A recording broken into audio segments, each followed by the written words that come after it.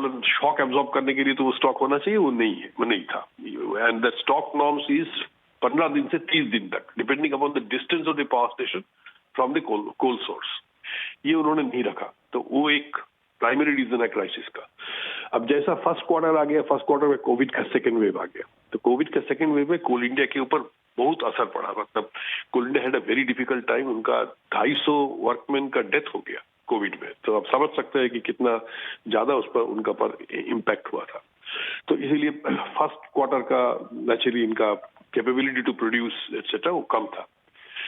Second quarter में आके extended monsoon के चलते बहुत सारा ओपन कास्ट माइंस जो है, हमारे यहाँ production maximum open cast mines से ही होता है, ओपन कास्ट माइंस फ्लडिंग हो गया, तो उसके चलते भी प्रोडक्शन काफी इफेक्टेड हुआ। फिर भी looking at the crisis and looking at the requirement of the nation, coal India first half में करीब 5.8% प्रोडक्शन में ग्रोथ किया, लेकिन डिस्पैच में या ऑफटेक में ये ग्रोथ काफी ज्यादा था, क्योंकि कोल इंडिया का पास 100 मिलियन टन का स्टॉक था, ओपनिंग स्टॉक। उन्होंने उस स्टॉक से 58 मिलियन टन का ड्रॉ डाउन किया, प्लस जो प्रोडक्शन है, दोनों मिला के ऑफ के चलते offtake growth compare to same period last year is more than 20%। तो इसका एक मैंने आई वुड से कि मैंने मैक्सिमम क्वांटिटी जितना दिया जा सकता है उतना कोल इंडिया ने दे पाया। फिर भी प्रॉब्लम क्यों रहा? इसलिए कि इस बीच में इंपोर्टेड कोल का जो प्राइसेस है, that price actually shot the roof, वो एकदम बहुत ज्यादा बढ़ गया, 3 गुना बढ़ गया कहीं पर। और हमारे देश में आपको जानकारी होगा कि हमारा टोटल कंजम्पशन है 950 मिलियन टन के आसपास, और हम प्रोड्यूस करते हैं 750 मिलियन टन। ये जो 200 मिलियन टन का जो गैप है, ये इंपोर्ट से मीट किया जाता है, और इस 200 मिलियन टन में करीबन अब पावर स्टेशन को ये इंपोर्ट करना था, लेकिन वो कर नहीं पाया। उनका दोष नहीं है, क्योंकि इसका प्राइस इतना बढ़ गया, वो प्राइस पास थ्रू करने का भी रास्ता उतना इजी नहीं है, कंज्यूमर के पास थ्रू नहीं हो सकता है, तो उन्होंने वो नहीं कर पाया। तो इसके चलते क्राइसिस और थोड़ा बढ़ गया। लेकिन ये बात भी है कि अभी हम ये क्राइसिस से बेटर टाइम्स पे पहुंच रहे हैं, good times are coming, production का सीजन आ रहा है, ऑलरेडी इसका साइंस दिखाई दे रहा है। कोल इंडिया का ऑफ टेक अभी सर एक्चुअली मेरे को ना यही क्वेश्चन आपसे पूछना भी था कि ये प्रॉब्लम कब तक जल्दी से जल्दी सॉल्व हो जाएगी, या फिर अभी हमको इससे दो हाथ करने होंगे। एक और पॉइंट मेरे को आपसे पता करना है, जो कैप्टिव कोल माइंस में सरकार ने कहा है कि 50% अब आप ओपन मार्केट में बेच सकते हो, कितना फर्क पड़ेगा इससे? बस ये 2 पॉइंट्स और मेरे को बता दीजिए। अच्छा ठीक है, तो अभी जो हम सामने ऑलरेडी मिनिस्ट्री ऑफ कोल कल एक situation seems to be much better now and the crisis looks like getting over. मुझे लगता है कि by December this crisis should be much under control. थोड़ा कुछ दिन प्रॉब्लम जरूर चलेगा, इतना लो स्टॉक्स है। स्टॉक्स जब तक 10 दिन तक नहीं पहुंचता है तब तक हम नहीं बोलेंगे कि क्राइसिस ओवर है।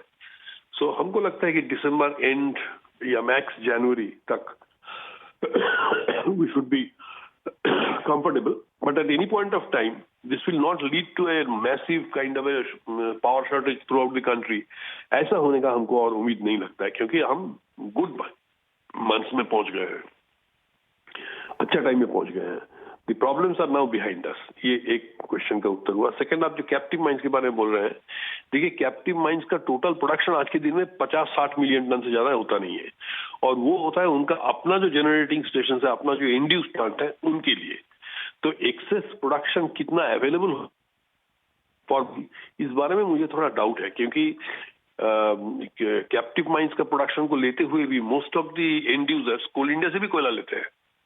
तो इसीलिए कितना प्रोडक्शन अवेलेबल हो जाएगा, ये गवर्नमेंट रिलैक्स करने से भी कितना एक्स्ट्रा प्रोडक्ट वो कर पाएगा, इस बारे में मुझे थोड़ा डाउट है।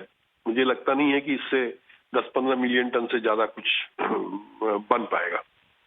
ये दिस इज माय ठीक है सर, बहुत शुक्रिया sir, thank you very much. आपने बहुत ही आराम से हमको बता दी सारी प्रॉब्लम और कैसे सॉल्व होगी, इसका रास्ता भी आप दिखाई रहे हैं। बहुत शुक्रिया sir, thank you very much. एक छोटा सा ब्रेक के बाद मार्केट्स में जो आज के ट्रेडिंग कॉल्स हैं आपके सामने और रखेंगे।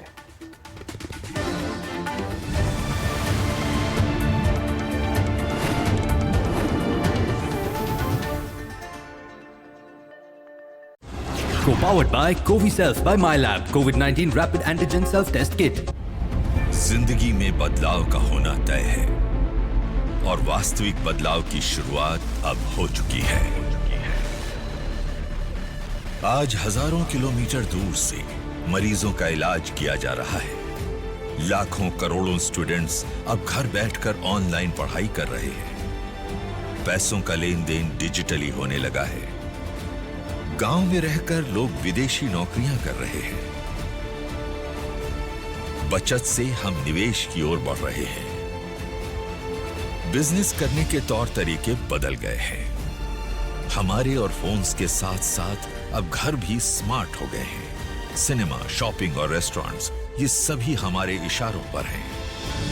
यही बदलाव है और ये बदलाव अच्छा है।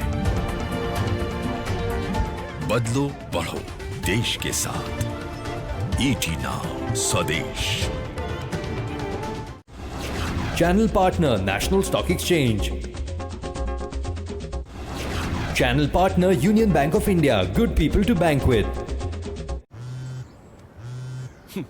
क्या हुआ पापा? मिश्रा अंकल का फोन नहीं उठा रहे हो? झगड़ा हो गया क्या?